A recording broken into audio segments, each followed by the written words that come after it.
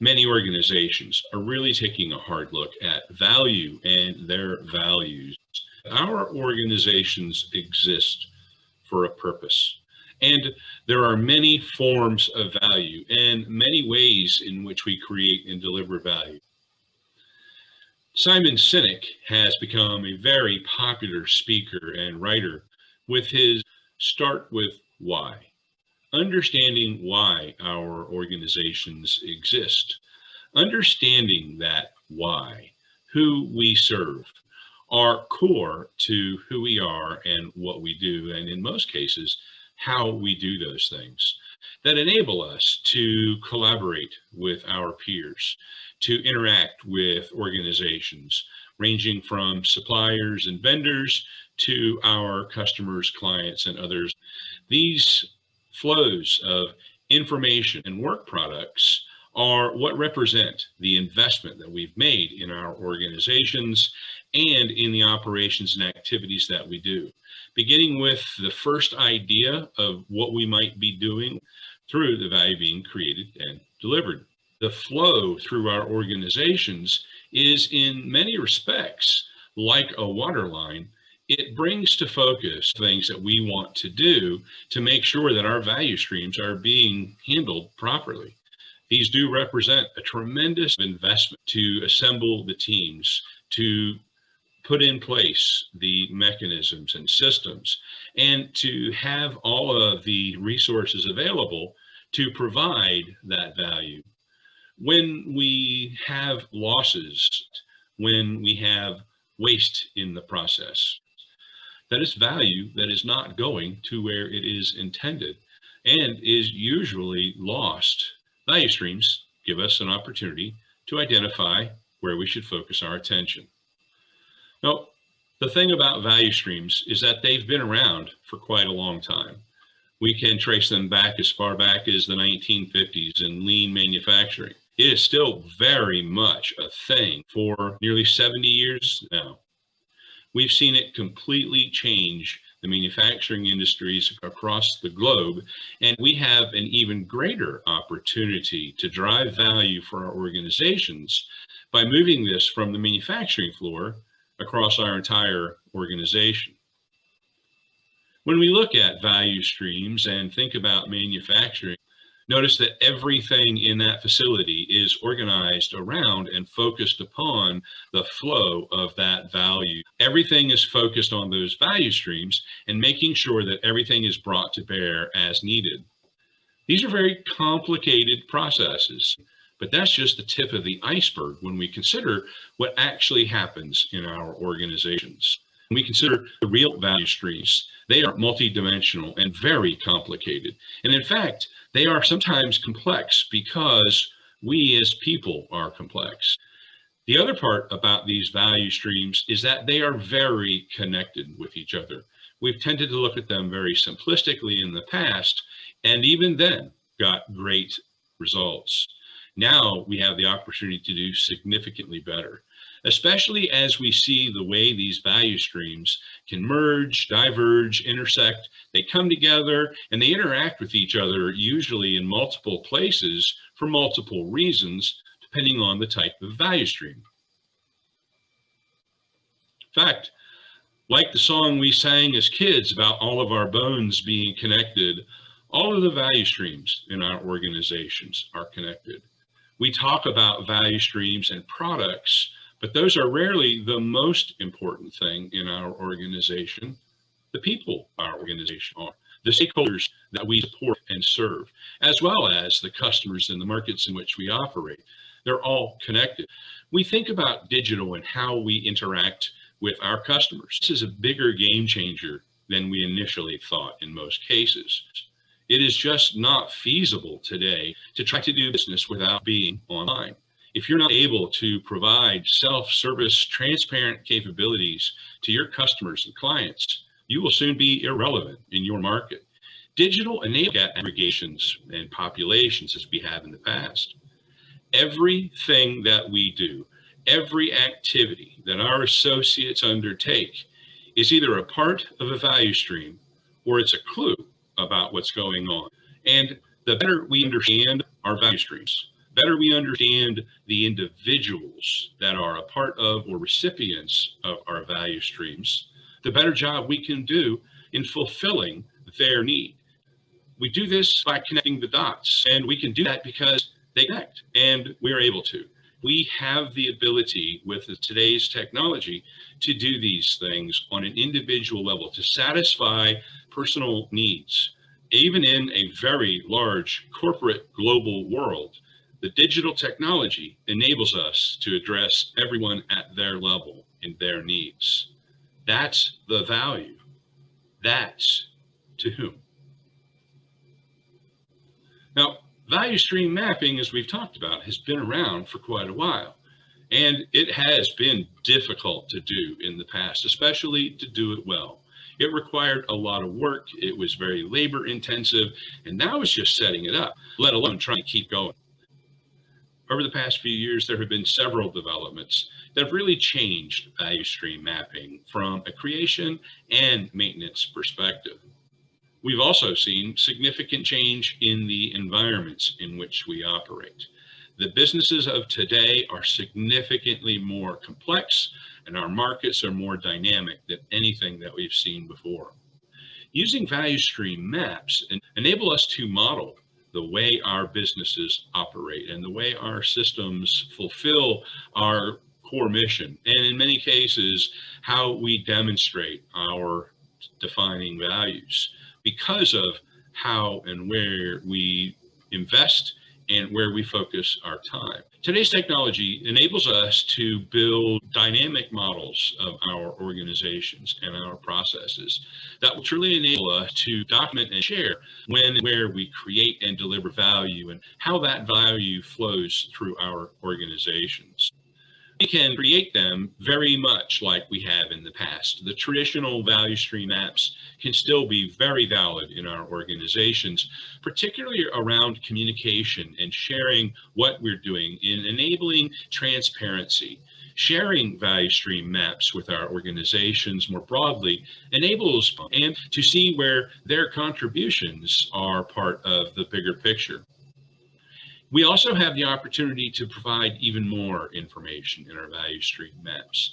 And we'll see additional kinds of data and performance criteria, metrics and measurements that go well beyond just the value stream map and address the business operations and outcomes that we care about as well.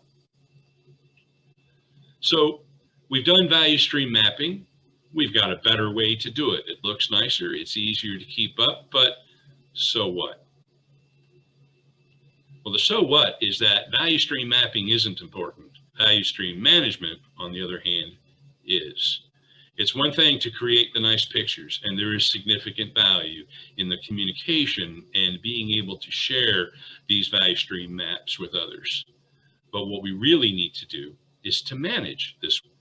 Organizations that have implemented many pieces of value stream management tools, in most cases, not under the guise of value stream management, but under the operations of what needed to be done and the way that we are currently conducting our technology creation and delivery capabilities in most organizations. And the tools are increasingly able to interact with each other, especially using APIs to drive the flow of information through our organizations. And this is a great step in the right direction. And we want to leverage all of these so that we're able to use the tools that our organizations have found to be best suited for our operations. And there are new opportunities, information, and increasing varieties of information that are necessary in order for us to accomplish our goals and objectives. On everyone's mind recently has been around security, and the need to look at security differently has never been more clear. Considering our organizational performance from a security perspective, particularly where there is an increasing necessity to rely on open source tools, as well as an increasing need to ensure that our security is addressed consistently and pervasively, or information security professionals can be focused on the strategy and tactics of the battle, and we can automate much of the operational work. Similarly, compliance, regulatory, and risk management are incredibly important parts of our organizations that have never had more focus than they do today.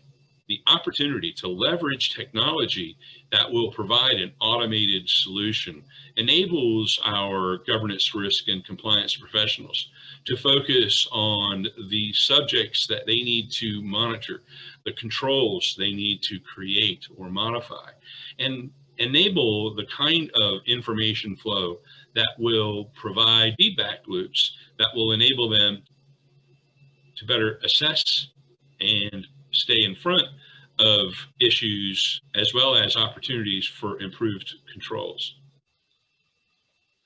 In our organizations, we need to focus our limited resources on those things that are most important to us and to use those resources as efficiently as we can, enabling our governance, regulatory, and compliance professionals to leverage tools that enable their focus on the core issues of controls and current state of compliance is a much better way to enable our focus on the right things and to automate and outsource the capabilities to those organizations that have the best opportunity to be successful in that space.